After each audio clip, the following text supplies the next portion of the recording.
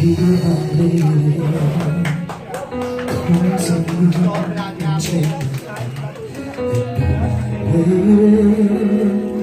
Julie, I must let you know that I'm in love with you. All I want is you. How I need you so please be my lady. Baby, you come this way. If you just tell me, say the words along to whisper that I want to hear. Something's on your mind. Is it hidden in your smile? Be my lady. Just forget the past. It's time to mend your broken heart. No more survives now. So dry the tears in your eyes. Nothing can stop us now. I'll give you all I have. Be my lady. You're the one that I adore. So please believe me. I can never find the courage to resist your charm.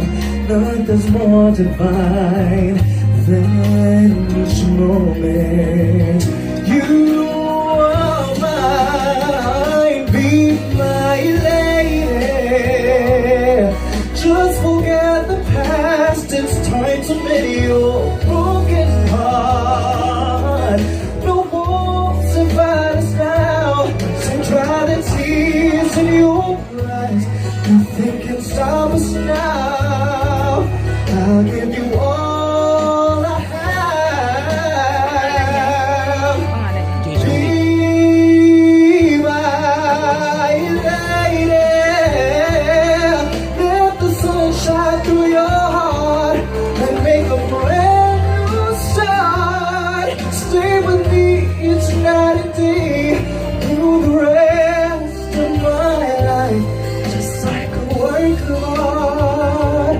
My love will last until forever.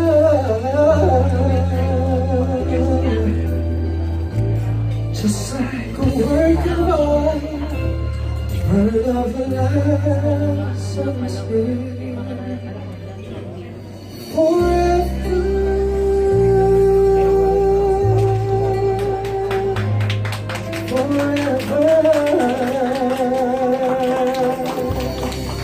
Maraming salamat po. Thank you. Maraming salamat din sa iyo, Jason D. At si Jason D po ay first time niya na aawit sa isang teleserye. At napakaswerte niya dahil Be My Lady ang napunta sa kanya. So sunod-sunod ang swerte ni Jason D. At feeling ko, pag sumali siya sa singing contest, mananalo yan. Ayan, syempre, gusto ko muna i-welcome ang aking mga kapamilya sa... Thank you ha, Direk Ruel Bayani. Attends ako. Ayan. At syempre, kung inyong mapapansin, ang Be My Lady, ang opening salvo na teleserye ng ABS-CBN. Hindi ba? At hindi nyo naman kung paano i-plug o i-promote ng ABS-CBN ang Be My Lady. Pang prime time ang PEG. Di ba? Pero dito naman sa ABS-CBN, wala nang non-prime o prime. Basta lahat prime time ang pag-endorse at pag-promote ng mga teleserye ng ABS-CBN.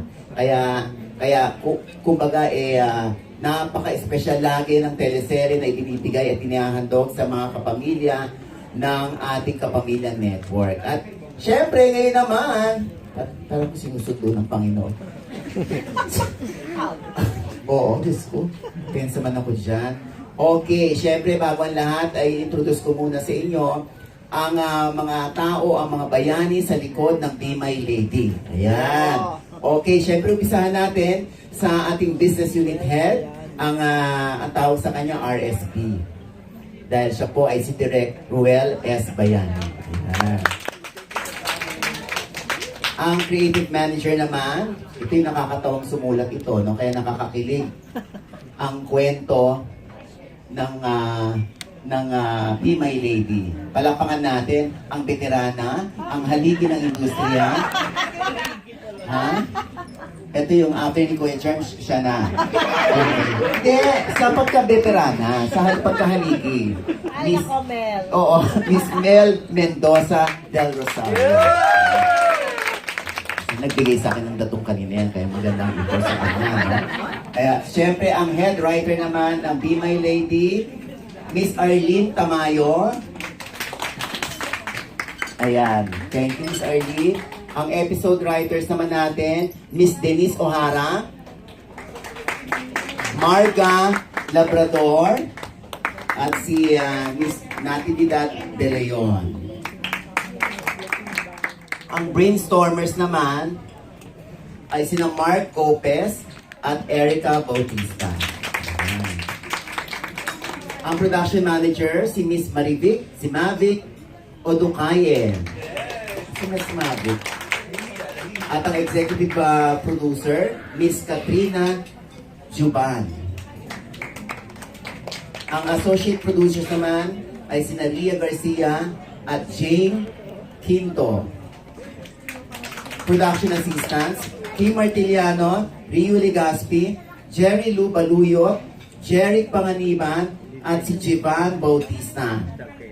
At ang production designer naman, si Sir Jerry Boreros. Ang director of photography, si Gary Gardose. At ang musical scorer, syempre kilala natin to, Mr. Jesse Lasaten. Ang stylist naman si John Franz Pedraza, nandito rin siya. Ang art director si PJ Ramirez. Ang talent coordinator, alam nyo, January 18 itong Be My Lady, sinabay talaga sa birthday niya. Yes, Tita Angge, Cornelia Lee. Oh, binigyan din ako ng pera ng kanina. Okay. Ang master editors, si Megan Abarquez at Jerry Perez. Ang ad prom coordinator, si Paco Evangelista at Mary Ann De Jesus. Creative account manager, Cheryl Ramos. Prom specialist, Christian Faustino. At ang PR, si John Enriquez. At syempre, ang mga tatawagin na natin isa-isa. Okay, tatawagin na po natin